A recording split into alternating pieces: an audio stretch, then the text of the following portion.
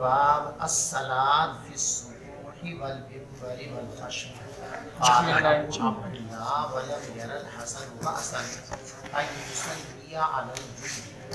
دیکھو یہاں مسئلہ یہ بیان کہ زمین کے علاوہ کسی اور چیز پر نماز پڑھی جا سکتی ہے یا نہیں پڑھی جا سکتی ہے۔ بات تو کہا کی رائے یہ ہے کہ زمین پر اگر کوئی چیز رکھی ہوئی اور بچھی ہوئی ہے اور اس پر کوئی آدمی نماز پڑھے گا تو اس کی نماز درست اور صحیح نہیں ہوگی۔ ان کا کہنا یہ ہے کہ حدیث پاک میں ہے جعلت لی الارض مسجدا، اللہ نے میرے لیے زمین کو سجدہ گاہ بنا دیا، مسجد بنا دیا۔ تو نماز پڑھنے کی جگہ اللہ تبارک و تعالیٰ نے زمین کو قرار دیا ہے، تو زمین پہ پڑھی جائے گی تو درست ہوگی اور زمین پر نہیں ہے تو درست نہیں ہوگی۔ لہذا چٹائی بچھا لی، چوکی بچھا لی، تخت بچھا لیا، چھت پہ چڑھ گئے، وہ فرماتے ہیں کہ یہ نماز نہیں ہوگی۔ اس خیال کی تردید کرنے کے لیے یہ باب قائم فرمایا کہ زمین سجدہ گاہ بنا دی گئی ہے، اس کا یہ مطلب نہیں ہے کہ نمازی کے جسم کا دوران نماز زمین سے اتصال شد، بلکہ یہ بات خاص مسئلے کی وضاحت کے لیے ہے کہ امم سابقہ کے لیے عبادت گاہ کے لیے جو جگہ مخصوص ہو جاتی تھی اسی عبادت خانے میں نماز پڑھنا درست تھا، کسی اور مقام پر عبادت کرنے کی اجازت نہیں۔ اس امت کے لیے سہولت ہے کہ اگر کسی وجہ سے آدمی اس مخصوص عبادت گاہ میں اور مسجد میں نہ جا سکے تو جہاں بھی اس کو موقع ملے، جنگل میں، گھر میں، دکان میں، مکان میں، وہی وہ نماز ادا کر لے تو اس کی نماز ادا ہو جائے گی۔ بات سمجھ گئے؟ اس حدیث کا یہ مطلب ہے، یہ مطلب نہیں کہ اتصال جسد من الارض ضروری ہو، یہ مطلب اس کا نہیں ہے۔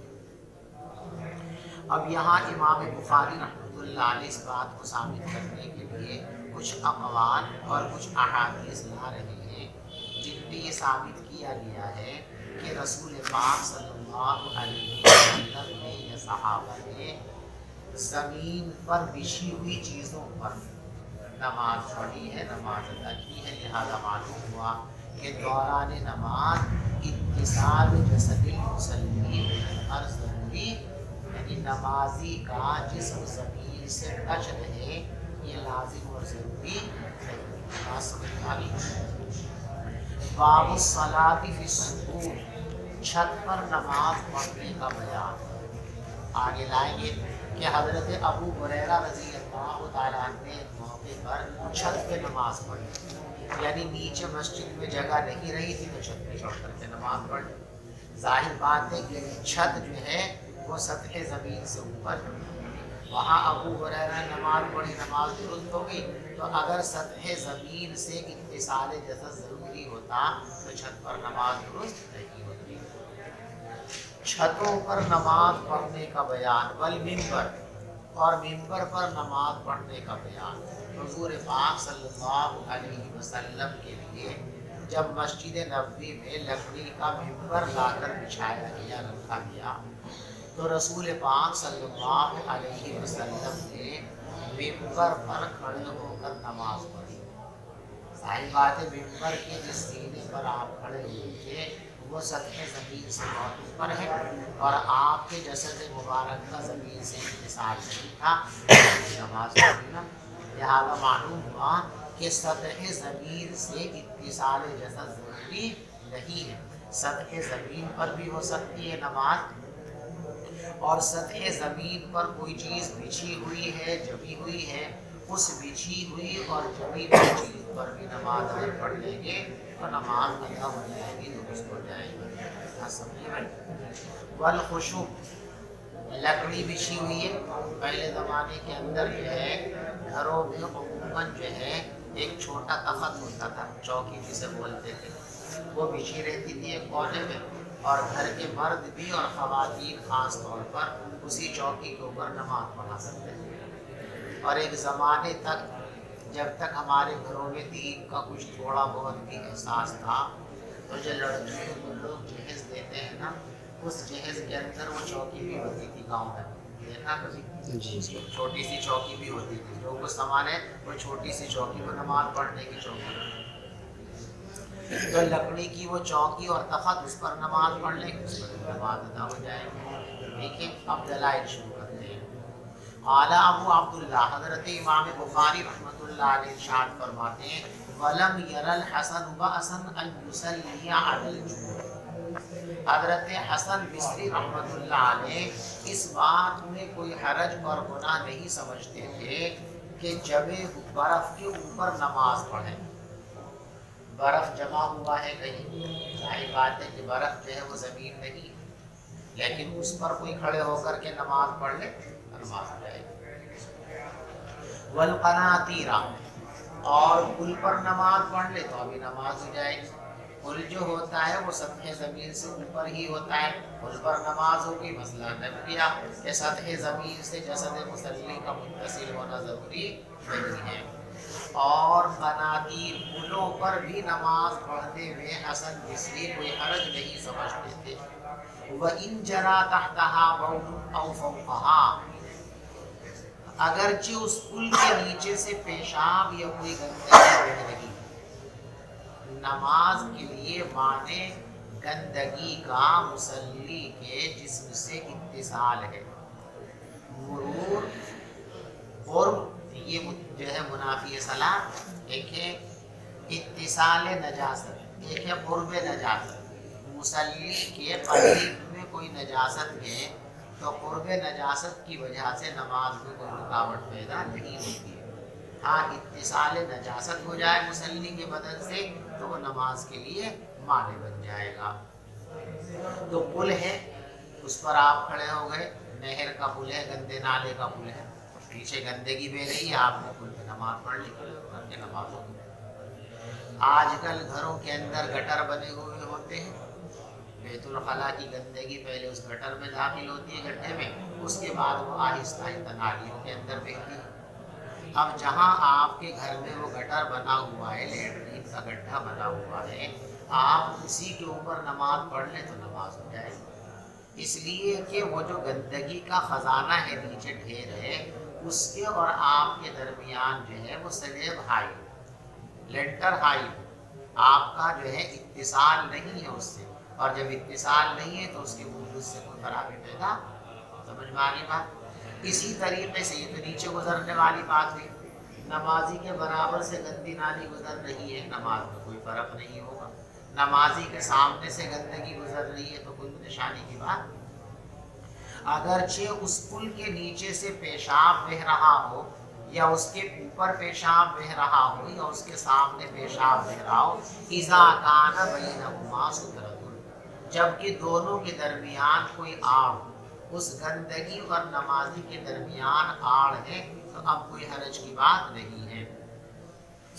تو وصلی ابو ہریرہ علی ظہر المسجد بصلاۃ الامام، اور ایک موقع پر حضرت ابو ہریرہ رضی اللہ تعالیٰ نے مسجد کی چھت پر نماز پڑھی امام کی اقتدا کرتے ہوئے۔ دیکھو مسجد میں نیچے جگہ نہیں بچی، اب آدمی چھت کے اوپر جا کر نماز پڑھے تو درست اور صحیح، لیکن مسجد میں نیچے جگہ ہے اور آدمی چھت پہ جا کر نماز پڑھتا ہے، یا نماز کے علاوہ بھی چھت کے اوپر چڑھتا ہے، تو مسجد کی چھت پر بلا ضرورت چڑھنا یہ بھی مکروہ ہے، اور بلا عذر کے مسجد کی چھت پر نماز پڑھنا یہ بھی صحیح نہیں ہے۔ حضرت ابو ہریرہ رضی اللہ تعالیٰ نے جو نماز پڑھی ہے وہ امام کی اقتدا کرتے ہوئے پڑھی ہے۔ ظاہر بات ہے کہ اقتدا تو نیچے ہی کرتے اگر جگہ ہوتی، جب وہ ابتدا میں نماز پڑھ رہے ہو اوپر پڑھے تو اس کا مطلب یہ ہے کہ نیچے جگہ باقی نہیں رہی تھی۔ سمجھ میں آگے بات؟ وصلّى ابن عمر، وصلّى ابن عمر علی السلج، اور عبداللہ ابن عمر نے ایک مرتبہ برف کے اوپر کھڑے ہو کر نماز پڑھی تھی۔ ہو جائے گی نماز؟ چلیے به قال حدثنا علي بن عبد الله قال حدثنا سفيان قال إن أخبرنا أبو حازم قال إن سألوا سهل بن سعد من أي شيء المنبر فقال ما بقيت الناس عالم به مني هو من أثر الغابة عمله فلان مولى فلانة لرسول الله صلى الله عليه وسلم قام عليه رسول الله صلى الله عليه ابو وسلم. حازم فرماتے ہیں کہ لوگوں نے سہل ابن سعد رضی اللہ تعالیٰ عنہ سے پوچھا من ای شیء المنبر، حضور پاک صلی اللہ علیہ وسلم کا منبر کون سی لکڑی کا بنا ہوا تھا، کس چیز کا بنا ہوا تھا؟ تو حضرت سعد نے فرمایا ما بقی فی الناس اعلم به منی، اب لوگوں میں کوئی ایسا شخص موجود نہیں ہے جو مجھ سے زیادہ اس منبر کے بارے میں جانتا ہوں، اس لیے کہ جس وقت مدینے میں ان سے پوچھا گیا تھا اس وقت تمام صحابہ کرام مدینے سے فوت ہو چکے ہیں۔ یہ آخری صحابی ہیں جن کا سن 88 میں یا اس کے بعد مدینہ منورہ میں انتقال ہوا ہے۔ تو صحابہ جانتے تھے اور صحابہ ان کے علاوہ کوئی اور نہیں صحابی، اس لیے فرمایا کہ مجھ سے زیادہ اس منبر کی حقیقت کو جاننے والا اس وقت کوئی بھی آگے منبر کی حقیقت بیان ہوا من اصل الغابہ، وہ جنگل کے جھاؤں کی لکڑی سے بنایا گیا تھا، عاملہ فلان، اور فلاں شخص نے اس کو بنایا تھا، مولا فلانا، جو فلاں صحابیہ کے غلام تھے۔ ایک صحابیہ نے ان کا غلام تھا اور وہ کارپینٹر تھا، لکڑی کا کام جانتا تھا، بڑھئی تھا۔ تو ان صاحبہ نے ایک مرتبہ حضور پاک صلی اللہ علیہ وسلم سے عرض کیا کہ حضرت آپ اگر اجازت دیں تو میں آپ کے لیے منبر بنوا دوں۔ پہلے مسجد نبوی کے اندر منبر نہیں تھا، بلکہ حضور پاک صلی اللہ علیہ وسلم مسجد کے ایک ستون سے جو حضور کے تنے کا بنا ہوا تھا اس سے ٹیک لگا کر کھڑے ہو جایا کرتے تھے اور اسی میں آپ خطبہ دیا کرتے تھے۔ بسم اللہ الرحمن الرحیم۔ وبه قال حدثنا علي بن عبد الله قال حدثنا سفيان قال حدثنا أبو حازم قال سألوا سهل بن سعد من أي شيء المنبر فقال ما بقي في الناس أعلم به مني هو من أصل الغابة عمله فلان مولا فلانا رسول اللہ صلی اللہ علیہ وسلم۔ دیکھو لکڑی کے اوپر بھی نماز پڑھ سکتے ہیں، اس کو ثابت کرنے کے لیے یہ حدیث لائی ہے۔ حضور پاک صلی اللہ علیہ وسلم کے لیے جب منبر بنایا گیا تو آپ نے منبر پر کھڑے ہو کر نماز پڑھی اور اس کا مقصد تھا تعلیم صلاۃ۔ حضور پاک صلی اللہ علیہ وسلم نے دین کے تمام احکام صحابہ کرام زبانی طور پر بھی تعلیم فرمائے تھے اور عملی طور پر بھی تعلیم فرمائے تھے۔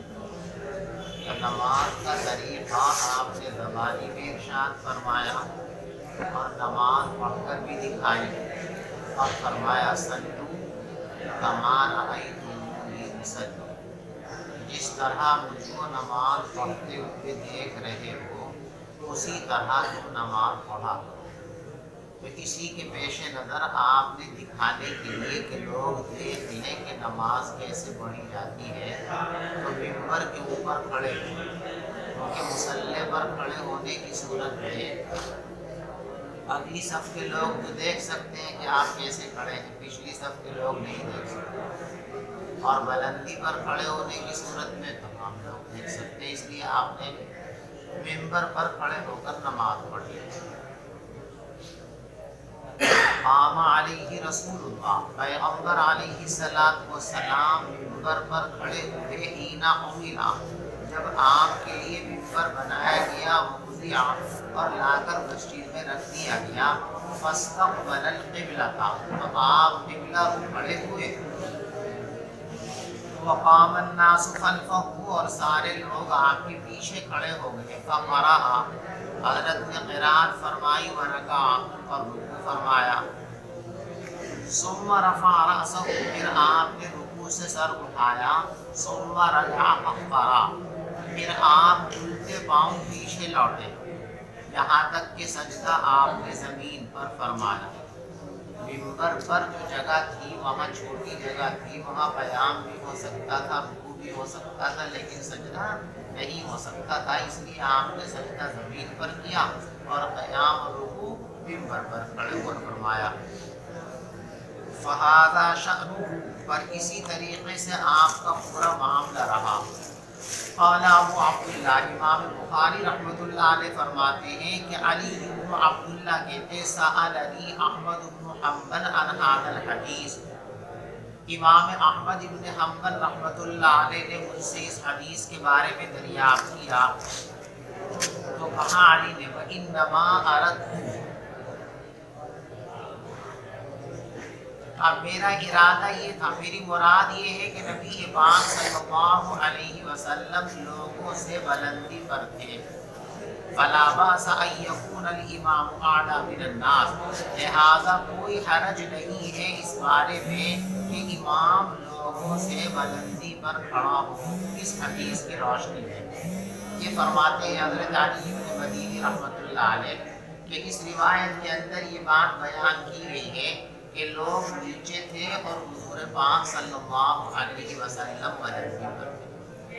اس سے یہ مسئلہ معلوم ہو گیا کہ امام اگر بلند جگہ پر ہو اور مقتدی نیچے ہو, یا اس کے برعکس ہو, امام نیچے ہو اور مقتدی بلند جگہ پر ہو, تو اس میں کوئی حرج کی بات نہیں ہے. لیکن یہ بلندی نصف قامہ سے کم ہو. اگر امام نصف قامہ سے کم بلندی پر ہے تو کوئی حرج کی بات نہیں. اسی طریقے سے مقتدی اتنی بلندی پر ہو تو کوئی حرج کی بات نہیں ہے. اس سے زیادہ بلندی اگر ہو اور امام بالکل اکیلا ہو تو ایسی صورت کے اندر نماز میں کراہت پیدا ہو جاتی ہے یہودیوں کی مشابہت کی وجہ سے. اور اگر امام بہت بلندی پر ہو اور اس کے ساتھ دو چار مقتدی بھی ہوں, باقی سارے لوگ نیچے ہوں, تو پھر چاہے کتنی بلندی ہو پھر کوئی کراہت نہیں ہوتی ہے. حضرت موبائل دے دیجیے.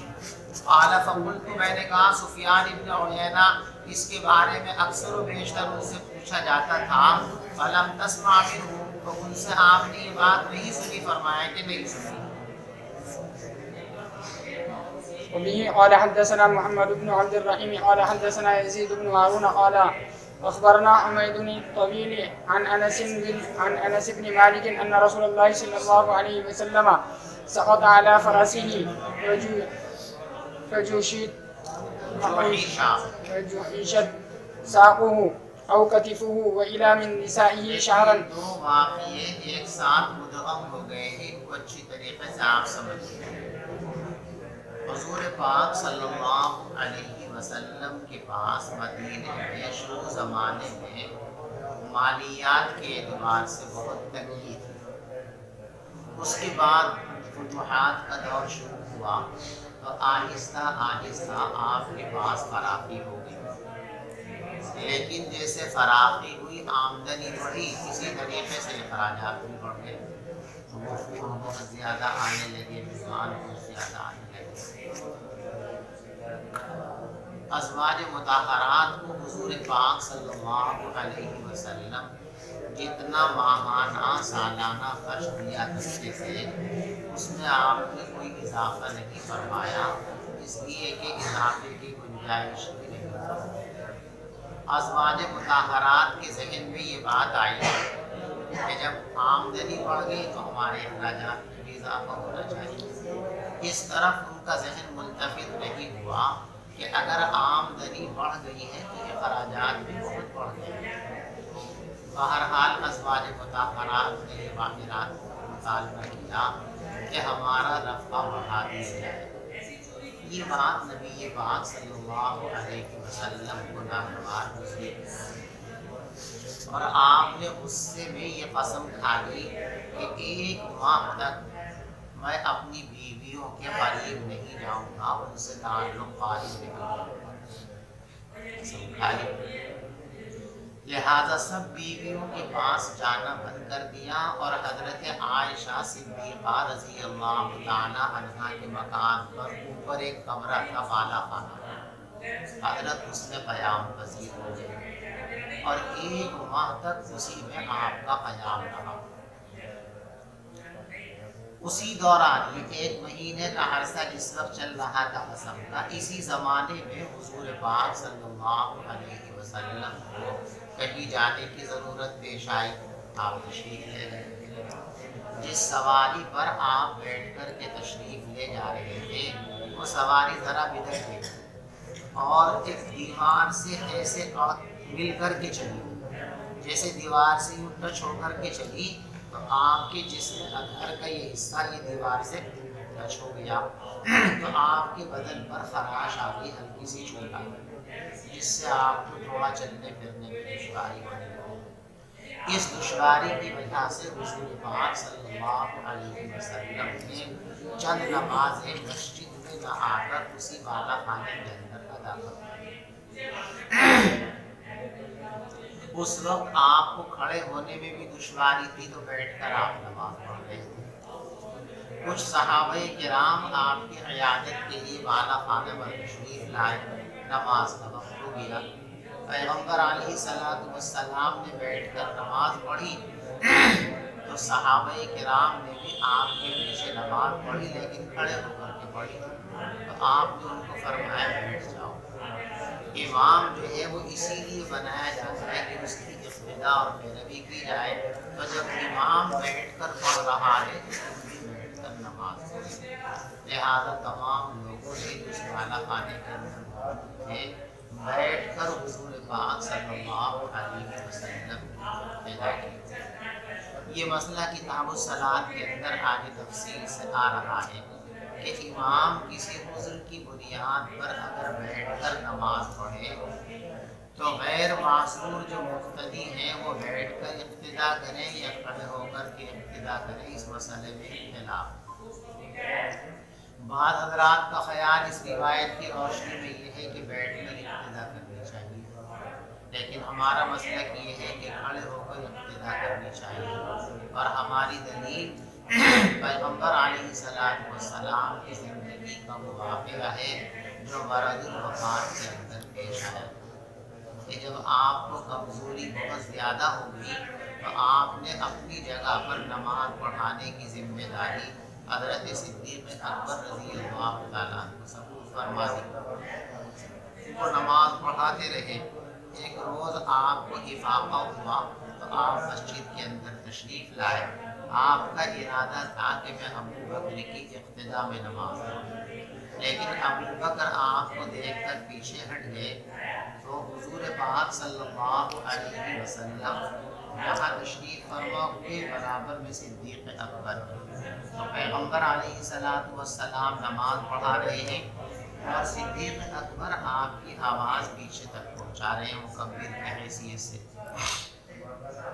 उस मौके पर हुज़ूर पाक सल्लल्लाहु अलैहि वसल्लम ने बैठकर नमाज पढ़ाई और सिद्दीक़ अकबर जो आपकी बराबर में खड़े हुए थे वो भी, और पूरी मस्जिद में जितने शुरकाए नमाज थे सब ने खड़े होकर आपकी इक़्तिदा की। और ये ज़िंदगी का आखिरी वक्त है, लिहाजा बैठकर इक़्तिदा करने वाला वाक़या मुक़द्दम है और खड़े होकर इक़्तिदा करने वाला मामला मुअख्खर है।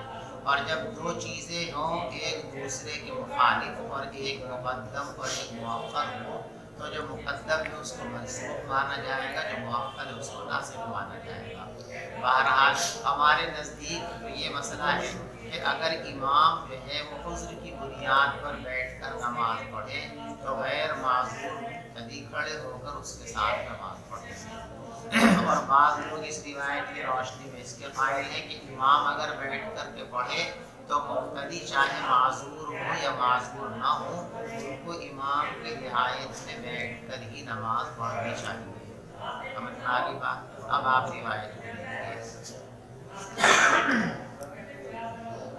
حضرت انس رضی اللہ تعالی عنہ سے مروی ہے کہ رسول پاک صلی اللہ علیہ وسلم اپنے گھوڑے سے گر پڑے، فجحشت ساقہ، تو آپ کی پنڈلی چھل گئی یا آپ کا مونڈھا چھل گیا، وَآلَا مِن نِّسَائِهِ شَهْرًا، اور اسی زمانے میں حضور پاک صلی اللہ علیہ وسلم نے 1 ماہ کا ایلا فرما رکھا تھا۔ دیکھو یہاں تقدیم و تاخیر ہو رہی نا، یہاں زخمی ہونے کی بات پہلے آ رہی ہے اور ایلا کی بات بعد میں آ رہی ہے، اس لیے میں نے پہلے وضاحت فرما دی کہ آپ پہلے یہ ایلا لغوی فرما چکے تھے، اسی دوران یہ چوٹ لگنے کا واقعہ پیش آیا تھا۔ فَجَلَسَ فِي مَشْرَبَةٍ لَهُ درجتها من جذوع النخل، تو پیغمبر علیہ السلام ٹھہر گئے اپنے بالا خانے میں، درجتها، درجہ کے معنی سیڑھی، اور اس بالا خانے کی سیڑھی کھجور کے تنوں کی بنی ہوئی تھی، کھجور کی لکڑی کی سیڑھی اور زینہ بنا ہوا تھا۔ فَأَتَاهُ أَصْحَابُهُ يَعُودُونَهُ، تو آپ کے صحابہ آپ کی عیادت کے لیے تشریف لائے، فَصَلَّى بِهِمْ جَالِسًا، پیغمبر علیہ السلام نے بیٹھ کر ان کو نماز پڑھائی اور صحابہ کھڑے ہو کر نماز پڑھ رہے تھے۔ فلما سلم، جب حضرت نے سلام پھیر لیا، قال، تو فرمایا، انما جعل الامام لیؤتم بہ، امام کو بنایا ہی اس لیے جاتا ہے کہ اس کی اقتدا کی جائے۔ فاذا کبر فکبروا، لہذا جب امام اللہ اکبر کہا کرے تو تم بھی اللہ اکبر کہہ لیا کرو۔ وَإِذَا رَكَعَ فَارْكَعُوا، اور جب وہ رکوع کے اندر جائے تو تم بھی رکوع کر لیا کرو۔ وَإِذَا سَجَدَ فَاسْجُدُوا، اور جب وہ سجدہ کرے تو تم لوگ بھی سجدہ کر لیا کرو۔ وَإِن صَلَّى قَائِمًا فَصَلُّوا قِيَامًا، اور اگر امام کھڑے ہو کر نماز پڑھائے تو تم بھی کھڑے ہو کر نماز پڑھا کرو۔ وَنَزَلَ ل29، دیکھو مہینہ 30 کا بھی ہوتا ہے اور مہینہ 30 کا بھی ہوتا ہے۔ یہ مہینہ جس میں آپ نے قسم کھائی تھی یہ مہینہ 29 کا تھا، اور آپ کو جبریل امین کے ذریعے یہ بات بتا دی گئی تھی کہ یہ مہینہ 29 کا ہے، لہذا 29 روز ہوتے ہی آپ جو ہے بالا خانے سے اترے اپنی بیویوں کے پاس جانے کے لیے۔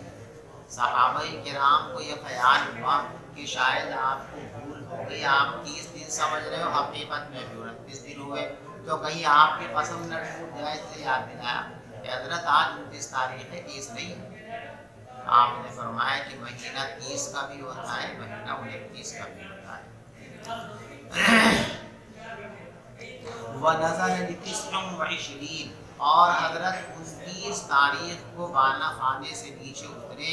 فقالوا یا رسول اللہ، تو لوگوں نے کہا حضور انک آلیت شہرا، آپ نے تو 1 ماہ کی قسم کھا رکھی ہے۔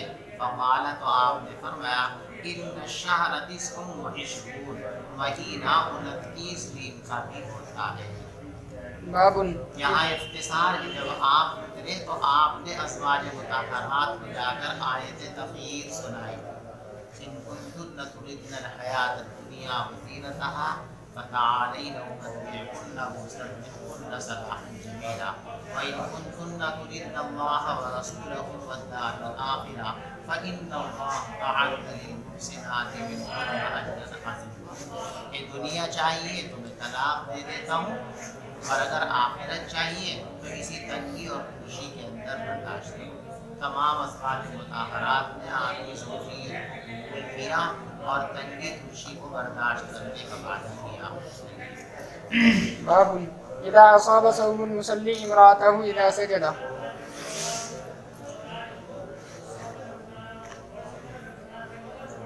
دیکھو عورت کے ٹچ ہو جانے سے یا عورت کے کپڑوں سے کپڑے ٹچ ہو جانے کی وجہ سے نماز میں کوئی خلل پیدا نہیں ہوتا،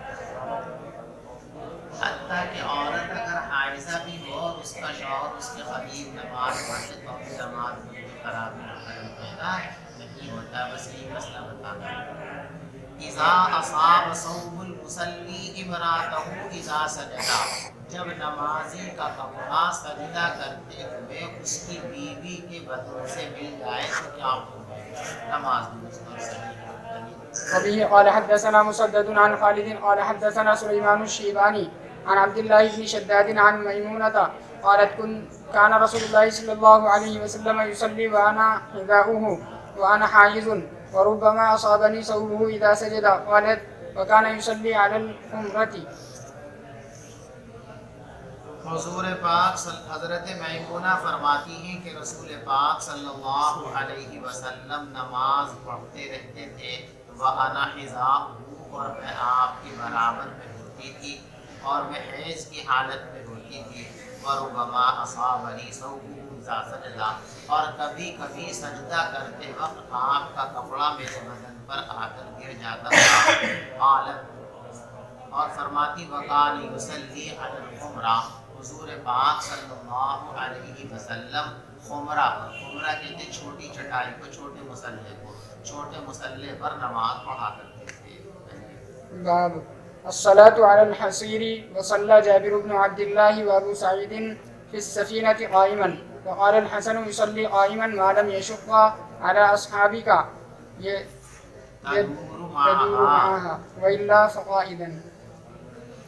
چٹائی پر نماز پڑھنے کا بیان، جو باب پہلا تھا نا اسی سے ملتا جلتا یہ باب بھی ہے کہ نماز پڑھتے ہوئے بدن کا زمین سے اتصال شرط نہیں۔ نمازی کے بدن اور زمین کے درمیان اگر کوئی چیز حائل ہو تو بھی وہ زمین پر ہی نماز پڑھنے کے مترادف ہے، اس میں کوئی خرابی اور غلطی کا نہیں ہے۔ تو چٹائی بچھا کر، قالین بچھا کر، دری بچھا کر بھی نماز پڑھ سکتے ہیں آسانی سے۔ باب الصلاۃ علی الحصیر، چٹائی کے اوپر نماز پڑھنے کا بیان۔ اسی فرماتے کشتی کے اندر بھی نماز پڑھ سکتے ہیں، ٹرین کے اندر بھی نماز پڑھ سکتے ہیں، جہاز کے اندر بھی نماز پڑھ سکتے ہیں۔ اور حضرت جابر بن عبداللہ رضی اللہ تعالیٰ اور حضرت ابو سعید خدری رضی اللہ تعالیٰ، ان دونوں بزرگوں نے کشتی میں کھڑے ہو کر نماز پڑھی۔ دیکھو اس سے یہ مسئلہ بھی معلوم ہو گیا کہ جس سواری پر آپ سفر فرما رہے ہیں اس سواری پر آپ نماز پڑھ سکتے ہیں، لیکن کھڑے ہو کر پڑھیں گے۔ یہ جو بہت سارے لوگوں میں یہ غلط فہمی پھیلی ہوئی ہے کہ وہ ٹرین کے اندر سفر کرتے ہیں تو سیٹ پر بیٹھ کر نماز پڑھ لیتے ہیں، ایسے لوگوں کی نماز نہیں۔ جیسے زمین پر نماز پڑھنے کے لیے غیر معذور کے لیے قیام فرض ہے، ٹرین میں، جہاز میں، کشتی میں، بس میں، جہاں بھی آپ نماز پڑھیں وہاں بھی قیام شرط ہے، بغیر قیام کے نماز نہیں۔ آپ اس رہے کہ قیام ممکن ہی نہیں ہے تو پھر بیٹھ کر بھی پڑھ سکتے ہیں، لیکن قیام اگر ممکن ہے تو قیام فرض ہے۔ ایسی صورت میں ترک قیام اگر کیا گیا تو نماز باطل اور فاسد ہے۔ اور حضرت حسن بصری رحمۃ اللہ علیہ کو فرمایا کرتے ہیں یصلی قائما ما لم یشق علی اصحابک، کھڑے ہو کر ہی کشتی میں نماز پڑھنی چاہیے جب تک کہ مشقت نہ ہو۔ یدور معہا، اب آپ استقبال قبلہ کر کے کھڑے ہو گئے نماز شروع کرنے کے لیے، تو کشتی ایسی تو ہے کہ قبلہ رو چلتی رہے گی یا ٹرین قبلہ رو چلتی رہے گی، تو اپنے راستے کے اعتبار سے گھومے گی۔ آپ کیا کریں، جس وقت آپ نے نماز شروع کی اس وقت قبلے کا رخ یوں ہے، مثال کے طور پہ ایسے آپ کھڑے ہو گئے، اب آپ نے دیکھا ٹرین یوں ہو گئی تو قبلہ ادھر چلا گیا تو ایسے گھوم جائے گی، ٹرین ایسے چلی گئی قبلہ ادھر ہو گیا۔ تو اگر ٹرین گھومتی ہے، کشتی گھومتی ہے تو آپ بھی نماز کے اندر جانب قبلہ کی طرف گھوم جائیں، ایسا نہیں کہ بس جدھر کھڑے ہو گئے، نہیں، جدھر جدھر گھومتے رہیں آپ بھی ادھر گھومتے رہیں۔ وَإِلَّا فَقَاعِدًا، ورنہ پھر بیٹھ کر کے نماز پڑھیں، یعنی اگر کھڑا ہونا ممکن نہ ہو تو پھر بیٹھنے کی اجازت ہے۔ وبه قال حدثنا عبد الله بن يوسف قال أخبرنا مالك عن إسحاق بن عبد الله بن أبي طلحة عن أنس بن مالك أن جدته مليكة دعت رسول الله صلى الله عليه وسلم لطعام صنعته حضرت انس فرماتے ہیں کہ ان کی دادی حضرت ملیکہ رضی اللہ تعالی عنہا نے حضور پاک صلی اللہ علیہ وسلم کو کھانے کے لیے مدعو کیا، جو کھانا انہوں نے آپ ہی کے لیے تیار فرمایا تھا، یعنی خاص طور سے آپ کے لیے کھانے کا اہتمام کیا گیا تھا، آپ کی دعوت کی گئی تھی۔ فَأَكَلَ مِنْهُ، حضرت نے وہ کھانا تناول فرمایا۔ پھر حضرت نے فرمایا قوموا، بھائی کھڑے ہو جاؤ، فَلِأُصَلِّيَ لَكُمْ، میں تم کو نماز پڑھائی دیتا ہوں۔ حضور پاک صلی اللہ علیہ وسلم نے برکت کے لیے یہاں نماز ادا فرمائی نہ، ہم یہاں نماز پڑھیں گے تو گھر کے اندر برکت پیدا ہو جائے گی۔ دیکھو دکان مکان کا افتتاح کرو تو قرآن خوانیاں مت کراؤ، جو قرآن خوانیاں کراتے ہیں یہ تو سب ناجائز ہے، گناہ کی بات ہے۔ اگر برکت ہی چاہتے ہو تو اس کا طریقہ ہی کسی بزرگ کو بلا لو، وہ دعا فرما دیں گے، یا وہ 2 رکعت نماز وہاں پڑھ دیں گے، اس نماز کی برکت اس کے اندر آ جائے گی۔ یہ اصل طریقہ ہے، اس کو تو ہم نے چھوڑ دیا۔ نہ گھر والے چاہتے کہ نماز پڑھی جائے، نہ حضرت چاہتے کہ نماز پڑھو، یہ آئے اور سوچے بس بھی چلتا ایسے کروں۔ تو یہ کام کرنا چاہیے، قرآن خوانی کا جو رواج چل گیا یہ قطعاً ناجائز ہے، ایسا نہیں کرنا چاہیے۔ قال انس، حضرت انس فرماتے فقمت، میں فوراً اٹھا اور اس چٹائی کے پاس گیا جو ہمارے گھر میں موجود تھی، قد اسود من طول ما لبث، لمبے زمانے تک پڑے رہنے کی وجہ سے وہ کالی پڑ گئی، میلی ہو گئی تھی بہت زیادہ رکھی۔ اب جب حضرت نے فرمایا کہ نماز پڑھوں گا تو کچھ مسلح بچھاؤں تو کچھ نہیں نظر آیا، وہ پرانی چٹائی میں رکھی تھی وہ اٹھا لایا، اب وہ گندی ہو رہی تھی بہت زیادہ۔ فَنَزَحْتُهُ بِمَاءٍ، میں نے اس پر پانی چھڑکا۔ دیکھو چھڑکتے اگر گندی چٹائی پر پانی چھڑکو گے تو کیا ہوگا، جو میل ہے وہ اور پھول جائے گا، اور پہلے وہ مٹی تھی اب کیچڑ بن جائے گی اور زیادہ گندگی ہو جائے گی۔ تو پانی چھڑکنے کا مطلب یہاں پر کیا ہے، دھونا۔ اس سے یہ مسئلہ معلوم ہو گیا کہ عربی زبان کے اندر ہلکے انداز پر دھونے کے لیے پانی چھڑکنے کی تعبیر استعمال کی جاتی ہے۔ لہذا اس حدیث کو وہاں لے کر کے جاؤ جو پیچھے آپ نے پڑھا نا، کہ حضور پاک صلی اللہ علیہ وسلم کی گود میں ایک بچے کو لا کر بٹھایا گیا جو ابھی کھانا نہیں کھاتا تھا، دودھ پیتا تھا، اس نے پیشاب کر دیا تو آپ نے پانی منگایا اور اس پر جو ہے پانی چھڑک دیا۔ تو چھڑکا نہیں تھا بلکہ کیا کیا تھا، اس حصے کو آپ نے دھو لیا تھا۔ تو جو ہمارا مسلک ہے کہ اس پیشاب کو دھویا جائے گا، پانی چھڑکا نہیں جائے گا، یہ روایت اس کے لیے مؤید ہے کہ عربی زبان کے اندر پانی چھڑکنے کا محاورہ یہ ہلکے انداز پر دھونے کے لیے استعمال کیا جاتا ہے۔ پیغمبر علیہ السلام کھڑے ہوئے، وصففت، اور میں نے صف بنائی، والیتیم، صف میں کھڑا ہوا اور ہمارے گھر میں ایک یتیم تھا وہ کھڑا ہوا، والعجوز من ورائنا، اور دادی اماں ہمارے پیچھے کھڑی ہوئی۔ یعنی اگر عورتیں نماز کے اندر شریک ہوں تو مردوں کی صف میں چاہے کھڑے ہونے کی گنجائش بھی ہو تب بھی عورتیں مردوں کی صف کے اندر کھڑی نہیں ہوں گی، ان کو پیچھے کھڑا ہونا ہے۔ پیغمبر علیہ السلام نے ہم کو 2 رکعت نماز پڑھائی، ثم انصرف، پھر آپ واپس تشریف لے گئے۔ باب الصلاۃ علی الحمرۃ، خمرہ پر، چھوٹے مسلح پر نماز پڑھنے کا بیان۔ وبه قال حدثنا ابو الوليد قال حدثنا شعبة قال حدثنا سليمان الشيباني عن عبد الله ابن شداد عن ميمونة قالت كان النبي صلى الله عليه وسلم يصلي على الحمرة۔ باب الصلاة على الفراش، وصلى انس بن مالك على فراشه وقال انس كنا نصلي مع النبي صلى الله عليه وسلم فيسجد۔ جو بستر آپ نے اپنے آرام کرنے کے لیے بچھا رکھا ہے اگر وہ پاک اور صاف ہے تو اس بستر پر بھی نماز پڑھی جا سکتی ہے۔ علیحدہ سے مصلی اس کے اوپر بچھانا یا اس سے ہٹ کر علیحدہ نماز پڑھنا ضروری نہیں ہے۔ جو دئی چاندنی دری آپ نے بچھائی ہوئی ہے لیٹنے کے لیے، اسی لیٹنے والے بستر پر نماز پڑھ سکتے ہیں، کوئی حرج کی بات نہیں۔ الصلاۃ علی الفراش، بستر پر نماز پڑھنے کا بیان۔ اور انس بن مالک رضی اللہ تعالیٰ اپنے بستر پر نماز پڑھ لیا کرتے تھے۔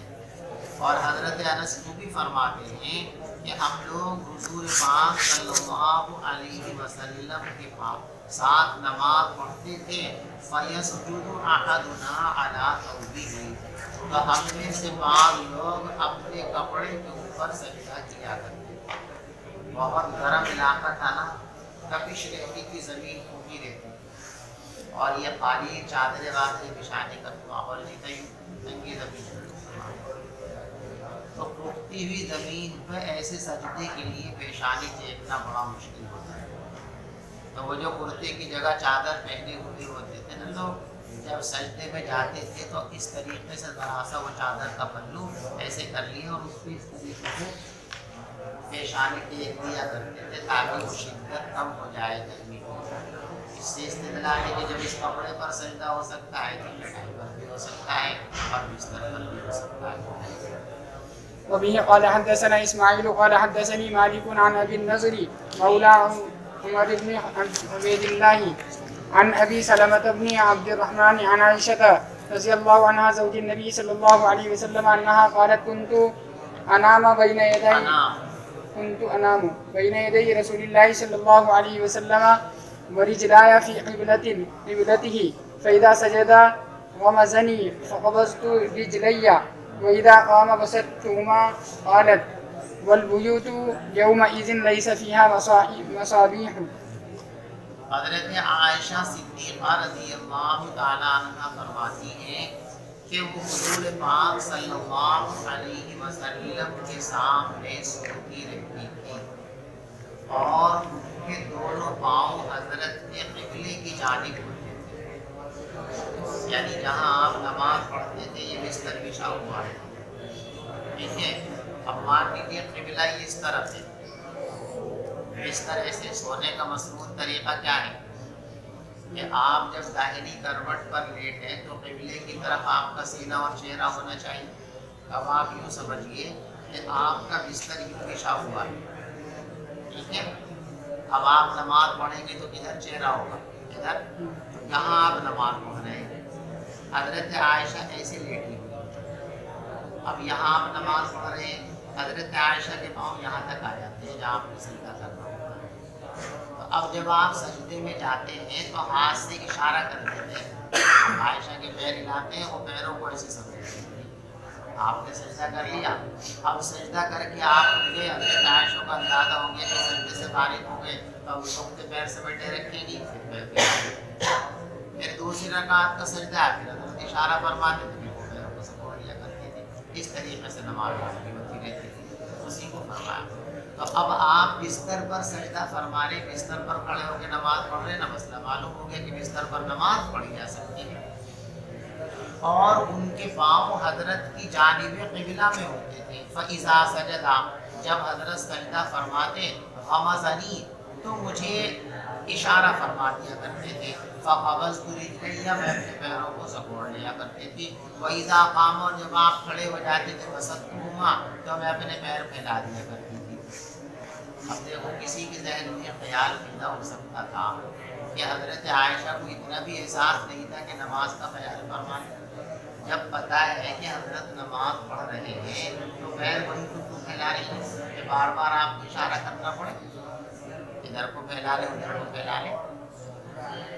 یہ جب آپ دیکھ رہی ہیں کہ حضرت سجدہ فرمائیں گے تو آپ پہلے پیر سمیٹ لیں، اس کا انتظار کیوں کرتے ہیں کہ حضرت پیروں کو ہلائیں گے؟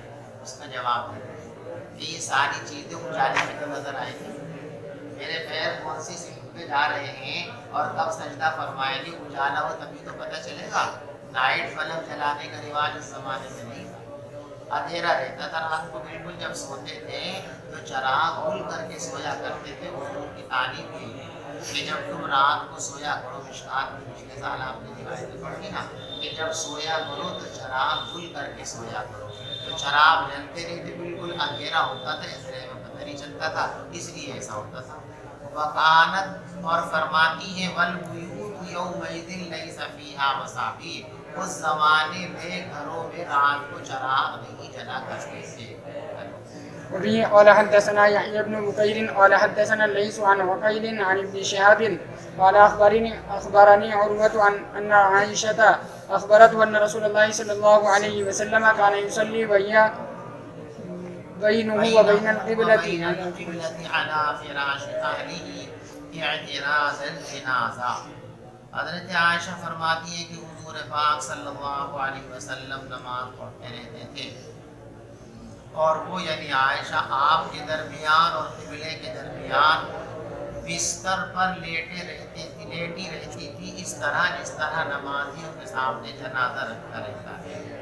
وبه قال حدثنا عبد الله بن يوسف قال حدثنا الليث عن يزيد عن عراك عن عروة أن النبي صلى الله عليه وسلم كان يصلي وعائشة معترضة بينه وبين القبلة على الفراش الذي ينامان عليه. باب السجود على الثوب في شدة الحر. گرمی کی شدت میں پہنے ہوئے کپڑے پر بھی سجدہ کر سکتے ہیں. اپنی آستین پر، اپنے دامن پر، اپنے رومال پر بھی سجدہ کر لیں اس کی گنجائش. وقال الحسن كان القوم يسجدون على العمامة والقلنسوة ويداه في كمه. حضرت حسن بصری رحمۃ اللہ علیہ فرماتے ہیں کہ ہمارے زمانے میں لوگ عمامے پر سجدہ کر لیا کرتے تھے، ٹوپی پر سجدہ کر لیا کرتے تھے اور اس طرح سجدہ کرتے تھے کہ آستین کے اندر ہاتھ زمین پر رکھتے تھے تو یہ ہاتھ بھی جلیں گے. تو اس کا طریقہ یہ کرتے تھے کہ ایسے کر لیا آستین اور یہ یوں رکھ لیا. اب یوں رکھا تو ہاتھ بھی جلیں گے زمین کے اوپر. وبه قال حدثنا أبو الوليد هشام بن عبد الملك قال حدثنا بشر بن المفضل قال حدثني غالب القطان عن بكر بن عبد الله عن أنس بن مالك قال كنا نصلي مع النبي صلى الله عليه وسلم فيضع أحدنا طرف الثوب من شدة الحر في مكان السجود. انس بن مالک فرماتے ہیں کہ ہم لوگ حضور پاک صلی اللہ علیہ وسلم کے ساتھ نماز پڑھا کرتے تھے تو ہم میں سے کوئی شخص اپنے کپڑے کا پہلو رکھ لیا کرتا تھا سجدے کی جگہ گرمی کی شدت کی وجہ سے. باب الصلاة في النعال. جوتے پہن کر نماز پڑھنا. دیکھو مسجد نبوی میں حضور پاک صلی اللہ علیہ وسلم اور حضرات صحابہ کرام جوتے پہن کر نماز نہیں پڑھا کرتے تھے. یہ بات مسلم لہذا مسجدوں میں جوتے پہن کر آنا یہ خلاف سنت. البتہ مسجد کے باہر کہیں نماز پڑھ رہے ہیں جنگل بیابان میں اور وہاں جوتے اتارنے میں الفت ہے، کوئی دقت ہے، کوئی پریشانی ہے تو جوتے پہن کر بھی اگر نماز پڑھ رہے ہیں بشرطے کے جوتوں میں کسی طرح کی نجاست اور گندگی نہ ہو تو جوتے پہن کر بھی نماز درست اور صحیح ہو جائے گی. نماز اس طرح پڑھی جا سکتی ہے. بس یہی مسئلہ اس بات میں جوتے پہن کر نماز پڑھنے کا بیان. وبه قال حدثنا آدم بن أبي إياس قال حدثنا شعبة قال أخبرنا أبو مسلمة سعيد بن يزيد الأزدي قال سألت أنس بن مالك أكان النبي صلى الله عليه وسلم يصلي في نعليه قال نعم.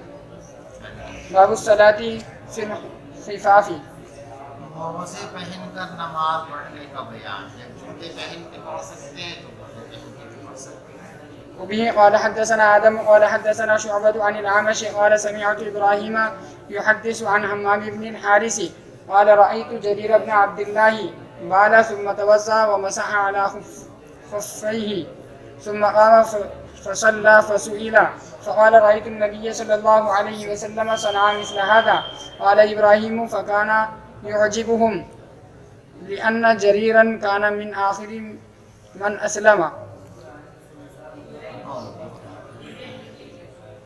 حمام بن حارث فرماتے ہیں کہ میں نے جریر ابن عبداللہ رضی اللہ تعالیٰ کو دیکھا بالغ انہوں نے پہلے پیشاب فرمایا ثم توضأ پھر انہوں نے وضو فرمایا ومسح علی خفیہ اور اپنے موزوں پر مسح فرمایا ثم قام پھر آپ کھڑے ہوئے فصلی اور آپ نے نماز پڑھی. کہ جب حضرت نے وضو کرنے کے لیے موزہ نہیں اتارا موزوں پر ہی مسح کیا تو نماز پڑھنے کے لیے کیوں اتاریں گے؟ تو موزہ پہن کر ہی نماز پڑھی، مسئلہ ثابت ہو گیا کہ موزہ پہن کر نماز پڑھی جا سکتی ہے، اور یہ مسئلہ بھی معلوم ہو گیا کہ موضوع پر مسح کرنا درست اور صحیح ہے۔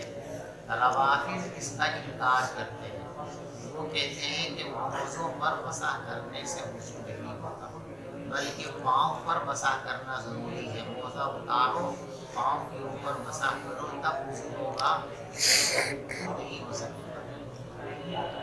یہ دلیل، اور وہ حضرات یہ کہتے ہیں کہ مسح علی الخفین کی جتنی روایتیں ہیں کہ حضور پاک صلی اللہ علیہ وسلم نے موضوع پر مسح کیا اور فلاں نے مسح کیا، صحابہ نے مسح کیا، وہ کہتے ہیں کہ وہ سب کی سب روایتیں منسوخ ہیں۔ جب قرآن پاک کے اندر وضو کی آیت میں یہ بات آ گئی کہ دھویا کرو، مسح کیا کرو، تو اب وہ مسح علی الخفین کی تمام روایتیں منسوخ ہو گئی ہیں۔ اب موضوع پر مسح کرنے سے وضو نہیں ہوگا، بلکہ موزے اتارو اور پاؤں کے اوپر مسح کرو، کیونکہ ان کی پاؤں دھوئی نہیں جاتی، ان کے پاؤں پر مسح کیا جاتا تھا، اس لیے ان کی تعبیر بتا رہا ہوں۔ کہتے ہیں کہ پہلے موزے اتارو اور پھر پیر پر مسح کرو، تب وضو ہوگا۔ یہ روایت جو حضرت جریر رضی اللہ تعالیٰ کی روایت ہے، حضرات محدثین کے یہاں اس روایت کا بڑا اونچا مقام ہے، اور اس روایت کو حضرات محدثین بہت پسند فرماتے ہیں، اس لیے کہ اس روایت نے روافض کی اس تعبیر کو رد کر دیا ہے کہ مسح علی الخفین کی روایتیں منسوخ ہیں، یہ احتمال ان کا رد ہو گیا، اس لیے کہ حضرت جریر کو فرما رہے ہیں کہ میں نے حضور پاک صلی اللہ علیہ وسلم کو مسح علی الخفین کرتے ہوئے دیکھا، اور یہ مسلمان کب ہوئے ہیں؟ بالکل اخیر زمانے۔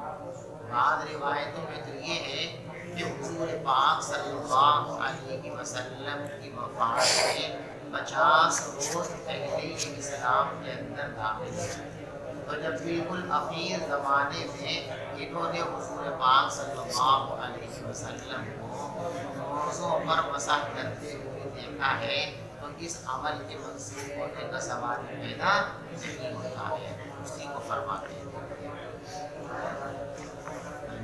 قال ابراہیم، حضرت ابراہیم فرمایا کرتے تھے فکان یعجب، یہ روایت حضرات محدثین کو بڑی اچھی لگتی تھی، بہت خوش ہوتے تھے اس روایت سے۔ کیوں؟ اس لیے کہ جریر ان لوگوں میں شامل ہیں جو بالکل اخیر وقت میں مسلمان ہوئے تھے، لہذا اب اخیر میں جو معاملہ ہوا اس کے منسوخ ہونے کا سوال پیدا نہیں ہوتا ہے۔ وبه قال حدثنا إسحاق بن نصر قال حدثنا أبو أسامة عن الأعمش عن مسلم عن مسروق عن المغيرة بن شعبة قال وضأت النبي صلى الله عليه وسلم فمسح على خفيه وصلى۔ مغیرہ ابن شعبہ فرماتے ہیں کہ میں نے حضور پاک صلی اللہ علیہ وسلم کو وضو کرایا تو آپ نے موضوع پر مسح فرمایا اور پھر اسی حال میں آپ نے نماز پڑھی۔